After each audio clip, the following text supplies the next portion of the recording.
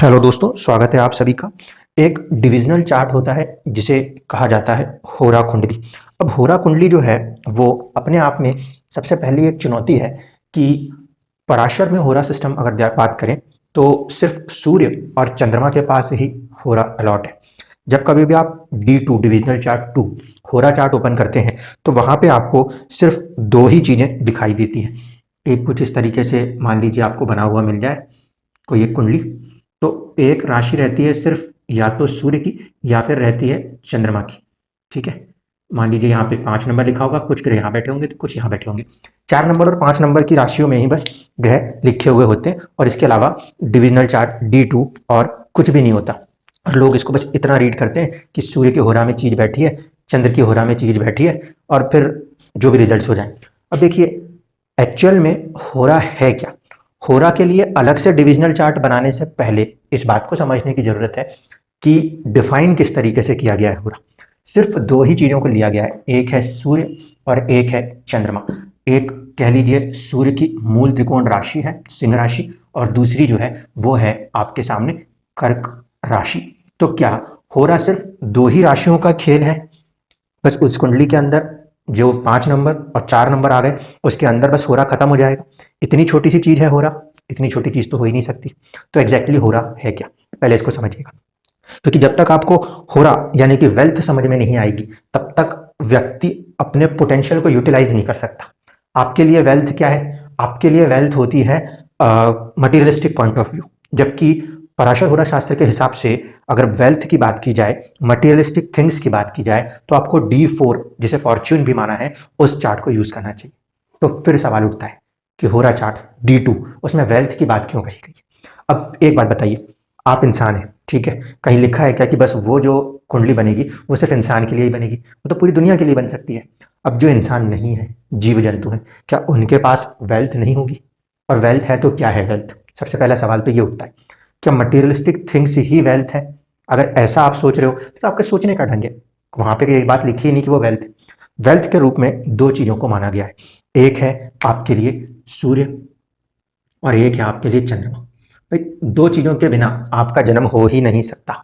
एक होता है आपका सूर्य और एक होता है आपका चंद्रमा। यानी कि हर किसी के पॉइंट पे अगर आप फिक्स होके देखोगे तो दो चीजें मिलके वेल्थ बनाती हैं।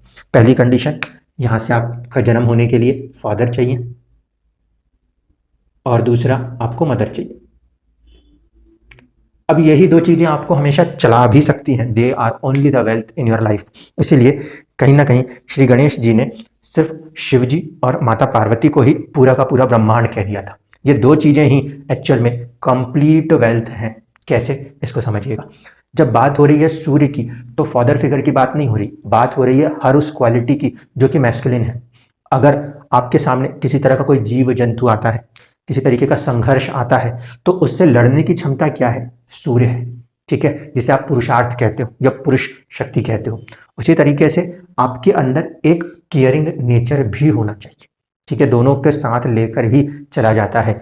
तो जहां पे चंद्रमा या मदर नेचर की बात हो रही है, वो किसको रिप्रेजेंट कर रहा है? वो आपके अंदर के उन क्वालिटीज को रिप्रेजेंट कर रहा है जो कहने के लिए फेमिनिन है।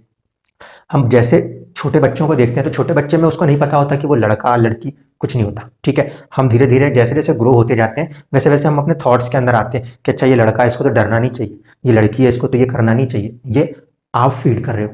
ठीक है, एक्चुअल में जब ओपन माइंड से आप चीजों को समझोगे तो वेल्थ क्या है, चाहे लड़की हो चाहे लड़का हो, कहीं पर भी उससे एक स्ट्रेंथ लेनी पड़ेगी किसी भी काम को करने के लिए, वो सूर्य से रिप्रेजेंट होगी। किसी भी चीज के अंदर जहां पे केयरिंगनेस दिखानी पड़ेगी, इमोशंस दिखाने पड़ेंगे। क्योंकि जब छोटा सा बच्चा चाहे लड़का हो चाहे लड़की हो, क्या रोता नहीं है? क्या रोता है ना, उसको भूख लगती है, क्योंकि वो अपने एक कम्युनिकेशन का तरीका है। Emotions are not negative things, वो एक कम्युनिकेशन का तरीका है। इसलिए बच्चे के अंदर दोनों नेचर होते हैं। उसमें गुस्से का भी नेचर होता है। कुछ बच्चों को आप देखो, कोई चीज उठाएंगे फेंकेंगे दूर दूर तक, और उन्हीं के अंदर केयरिंगनेस भी होगी, स्माइल भी होगी, इमोशंस भी होंगे, चंद्रमा भी होगा। इसका मतलब वेल्थ दो तरह की होती है। एक वो जहां पे आपको दृढ़ निश्चय करना पड़े, दैट इज मस्कुलिन एनर्जी जिसे हम कहते हैं। ठीक है, दूसरा वो फैक्टर जहां पे कि हमें कुछ केयर कुछ इमोशंस शो करने पड़े। सीधी सी इतनी चीज है, ये दो फैक्टर्स के ऊपर आपकी पूरी वेल्थ डिपेंड करती है। यहाँ पे कोई भी नोट छापने की मशीन लेके अगर आप सोच रहे हो कि वो वेल्थ होती है तो फिर तो किसी काम की चीज नहीं है। होने क्या वाला है, कुंडली में जब सिर्फ दो भाव की बात होगी तो वो दो भाव नहीं होंगे। समझ लीजिए अच्छी बात से कि D2 जो है, D2 के लिए वो अलग से जो कुंडली बनती है उसको देखने से पहले आपको लगन कुंडली में अपने होरा को समझना पड़ेगा।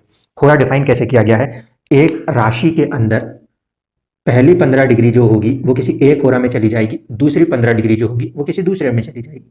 30 डिग्री की एक राशि को दो बराबर हिस्सों में बांटा गया है और उसे कहा गया है एक सूर्य का होरा है और एक चंद्रमा का होरा है। तो इसको जब हम डिग्री वाइज ऐसे बांट लेते हैं तो क्या होता है, जितनी भी ऑड नंबर की राशियां हैं 1, 3, 5, 7, 9 और 11, इनके अंदर जो पहला हिस्सा है, जो पहला 15 डिग्री का हिस्सा है वो चले जाता है सूर्य के पास। सूर्य के पास कौन सा जाता है, ऑड साइन के अंदर जो फर्स्ट हाफ है पहले 15 डिग्री है वो चले जाते हैं।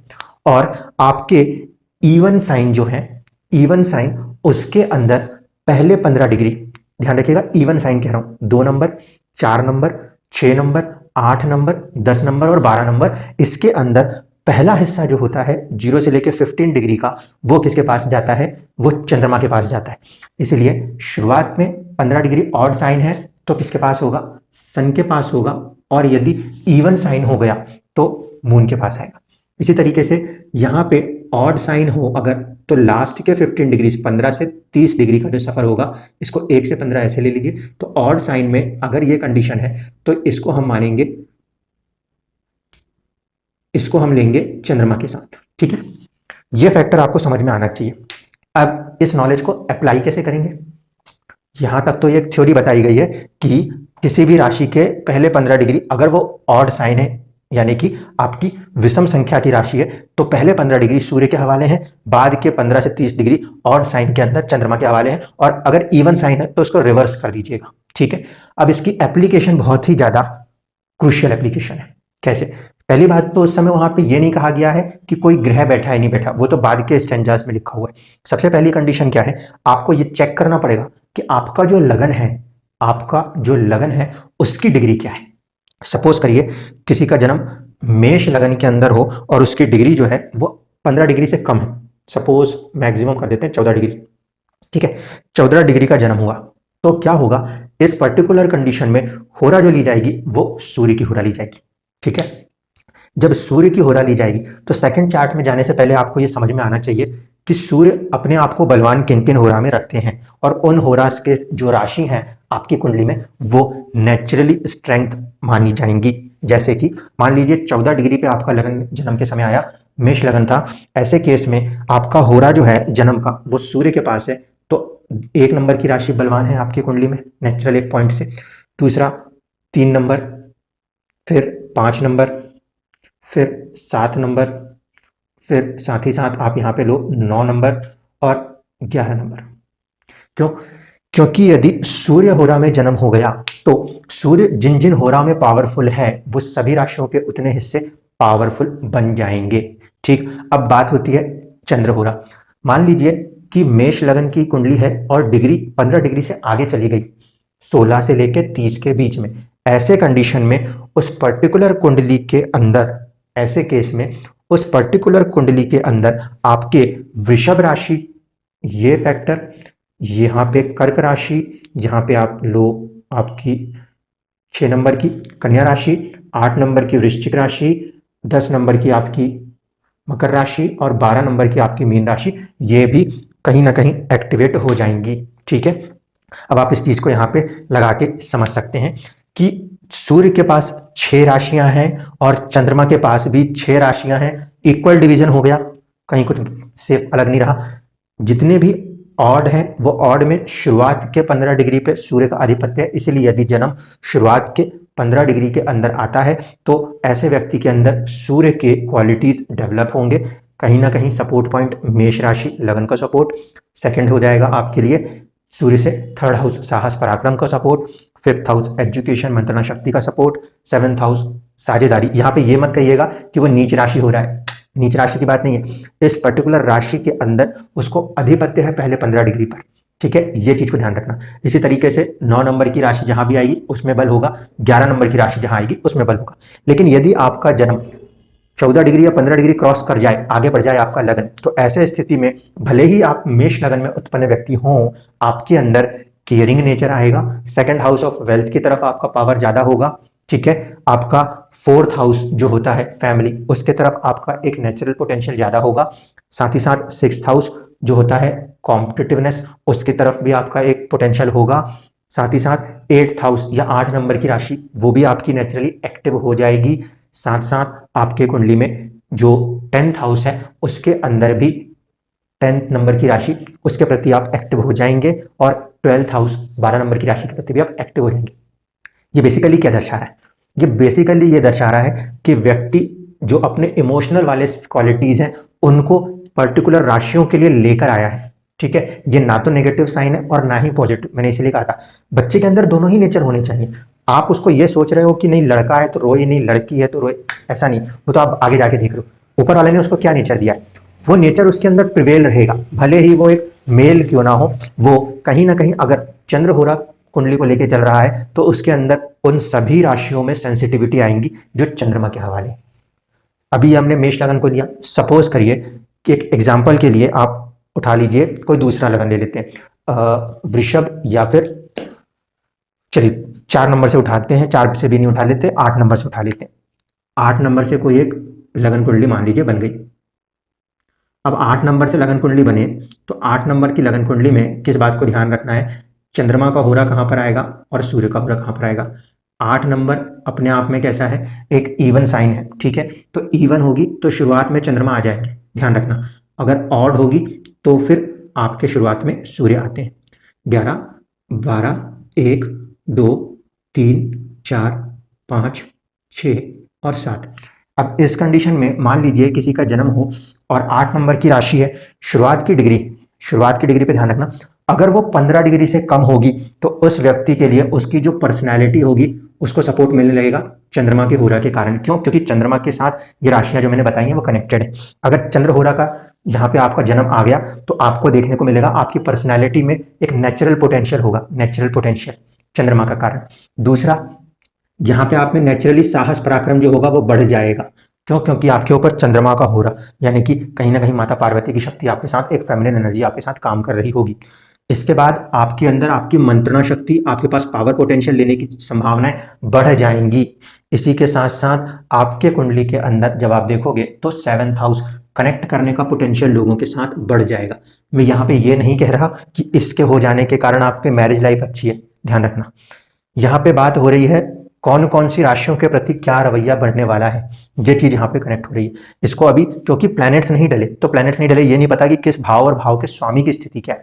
ये बिना किसी प्लैनेट को डाले चार्ट को रीड करने के बराबर की बात हो रही है। ठीक है, इसके बाद ऐसे लोगों का जो भाग्य है वो भी काफी ज्यादा बढ़ा हुआ मिलेगा, नेचुरल मिलेगा, और इनको गेन्स जो है ये नेचुरल मिलेंगे। अब देख लीजिए आप, जब ये फॉर्मेशन बनता है, अगर यहाँ पे डिग्री 0 से 15 है तो व्यक्ति को ये चीजें जो है ये उसके अंदर नेचुरल कैपेसिटीज बनेगी। जबकि उसे पुरुषार्थ कहाँ पे करना है, उसे पुरुषार्थ करना पड़ता है कहीं ना कहीं अपने वेल्थ के लिए, फैमिलीज के अंदर। ठीक है, 4th हाउस, उसे पुरुषार्थ करना पड़ता है, कॉम्पिटिट करना पड़ता है उसे अपने 8th हाउस परिवर्तन के लिए भी उसे काफी अपना एक पुरुषार्थ सूर्य के पोटेंशियल को यूज करना पड़ता है। और साथ ही साथ जो 12th हाउस है उसमें भी कहीं ना कहीं उसको सूर्य के पोटेंशियल को यूज करना पड़ेगा। हो क्या रहा है बेसिकली, होरा कुंडली ये बता दे रही है कि व्यक्ति किस तरह की वेल्थ के साथ आया है, और जिस पर्टिकुलर होरा में एक्टिवेशन है वो चीज आपको नेचुरली स्ट्रांग बिल्ड हो जाएगी। वो चीज आपके लिए नेचुरली स्ट्रांग बिल्ड हो जाएगी। जो वीक साइड बचेगा, मान लीजिए चंद्रमा की होरा में जन्म है तो चंद्रमा से कनेक्टेड राशियों की ताकत नेचुरली आपके अंदर भर भर के पड़ी होगी। आपको अब उसे बैलेंस करने के लिए किस होरा की कमी है, किस वेल्थ की कमी है, सेकंड वाले वेल्थ की कुछ कमी है, इस वाले वेल्थ की कुछ ज्यादा मिली हुई है, दूसरे वाले में कमी है, उसको बैलेंस करने के लिए वहां पे हमें अपने ध्यान को ज्यादा फोकस करना पड़ेगा, स्ट्रांग होना पड़ेगा। अब मान लीजिए इसी 8 नंबर के लगन के अंदर आपकी कुंडली बन रही हो और आपने पाया कि आपके जन्म के समय आपको जो जन्म में डिग्रियां मिली हैं वो हो गई सपोज 15 से लेके 30 के बीच में, 15 डिग्री से 30 डिग्री के बीच में, 15 क्रॉस हो जाना चाहिए। ठीक है, अगर 15 क्रॉस हो गया और 30 के बीच में आ गए तो अब देखिएगा परिवर्तन कैसे बदल जाएंगी सारी चीजें। अब सूर्य का होरा जन्म ले लेगा और सूर्य का होरा होने के कारण ऐसा व्यक्ति वेल्थी हो सकता है, ऐसे व्यक्ति के पास प्रॉपर्टियां बहुत अच्छी हो सकती हैं। ऐसा व्यक्ति नेचुरली कॉम्पिटिशन्स को जीतने वाला, बहुत आसानी से बिना संघर्ष के जीतने वाला हो जाता होगा। इसके बाद यहाँ पे 8th हाउस से परिवर्तन करना हो किसी तरीके की चीज़ों का, उसके लिए वो बहुत ही आसानी से नेचुरल उसके अंदर पोटेंशियल आ सकता है। रिसर्च करनी हो नेचुरल पोटेंशियल से डेवलप कर लेगा। 10th हाउस जो होगा यानी कि स्टेटस जो है वो बहुत ईजिली, स्टेटस ऐसे व्यक्ति को गिफ्टेड हो सकता है, इजीली क्रिएट होने वाला हो सकता है। और ऐसा व्यक्ति कुछ हद तक खर्चीला या विदेशों की तरफ उसकी पोटेंशियल नेचुरली जा सकती है। ये है एक्चुअल में आपका होरा। वेल्थ आपको कैसे मिली? अगर सूर्य की तरफ से वेल्थ मिल गई है तो आपको नेचुरल पुरुषार्थ मिल गया है, नेचुरल पुरुषार्थ है आपके अंदर इन चीजों को टैकल करने का। ऐसे व्यक्ति के अंदर जब इन चीजों की तरफ पुरुषार्थ हो गया तो कमी किस चीज की हो गई? थोड़ी सी इमोशनल साइड में कमी बनी। अब वो जो इमोशनल साइड की कमी बन रही है तो उसका खामियाजा क्या हो रहा है? व्यक्ति अपने स्वास्थ्य पे ध्यान उतना नहीं दे पा रहा, व्यक्ति अपने प्रेम की तरफ उस लेवल पे फोकस नहीं हो पाता। कहीं ना कहीं कुछ emotional factors 7th house connectivities की तरफ चाहिए होंगे। कहीं ना कहीं भाग्य के लिए भी ऐसे व्यक्ति को अपना एक इमोशनल फैक्टर लेके वहां पे वर्क करना पड़ेगा। और गेम्स के साथ भी यही कंडीशन बनेगी।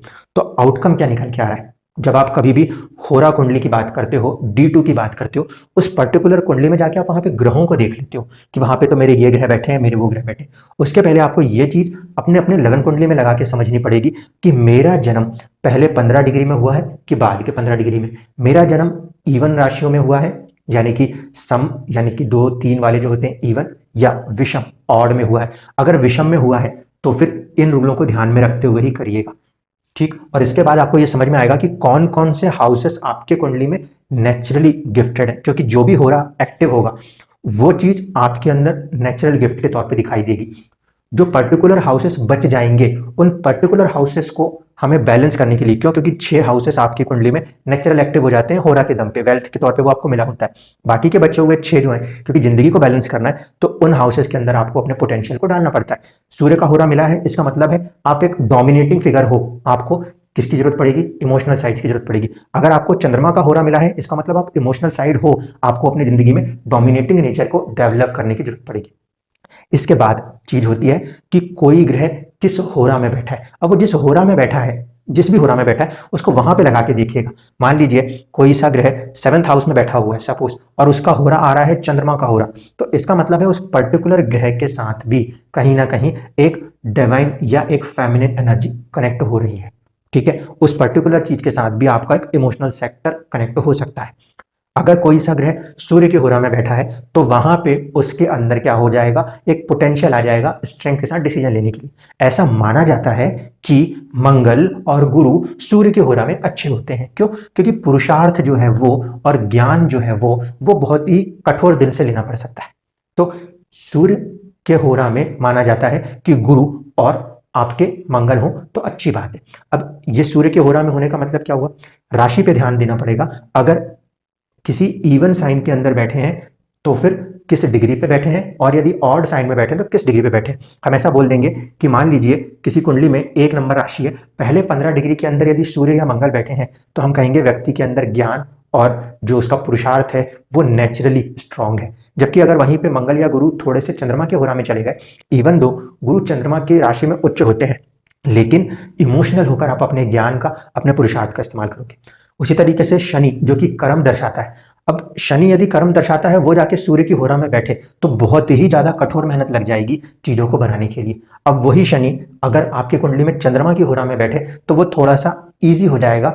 वर्क तो शनि हार्ड एफर्ट ही करा रहा है, लेकिन सूर्य की होरा में अपने पुरुषार्थ को और बढ़ा के करा रहा है। जबकि अगर शनि चंद्रमा की होरा से कनेक्ट हो रहा है तो व्यक्ति में जो कर्म करने की संभावना है वो थोड़ा सा इमोशनल होकर भी कर सकता है, और अगर सूर्य की होरा में है तो फिर वो एक डिक्टेटरशिप की तरफ भी जा सकता है। इस तरीके से चीजों को आपको कनेक्ट करना पड़ेगा। मर्क्यूरी को लेकर ऐसा माना जाता है कि बुध दोनों ही होरा में, क्योंकि वो तो सूर्य के लिए भी उतना ही प्रिय है जितना वो चंद्रमा के लिए, इसलिए वो दोनों ही होरा में, बुद्धि जो है वो आपके पुरुषार्थ में भी और इमोशन में भी, दोनों में ही बराबर हो जाती है। इसलिए बुध को छोड़ के बाकी दूसरे जो भी ग्रह हैं वो किस होरा में बैठे हैं उस हिसाब से ये डिसाइड हो जाएगा कि आपकी उन पर्टिकुलर ग्रहों से जो कार्य या उनके जो कारक तत्व हैं उनके प्रति आपके पास कैसी वेल्थ है। ज्ञान की वेल्थ है तो घमंड वाली है, या ज्ञान की वेल्थ है तो इमोशन वाली है। कर्म की वेल्थ है वो इमोशनल कर्मा करने की पॉइंट ऑफ व्यू पे है कि वो अपनी दादागिरी चलाने के पॉइंट ऑफ व्यू पे। ये है एग्जैक्टली वेल्थ। आपकी ये दो क्वालिटीज जो होती हैं, पुरुषार्थ और आपका दूसरों से कनेक्ट करने का एक इमोशनल पॉइंट, ये दो ही किसी भी व्यक्ति के पास वेल्थ होती हैं। पैसे वगैरह को देखने के लिए डिविजनल चार्ट 4 D4 यूज करते हैं, जिसे कई जगहों पे भाग्य भी कहा जाता है। धन्यवाद।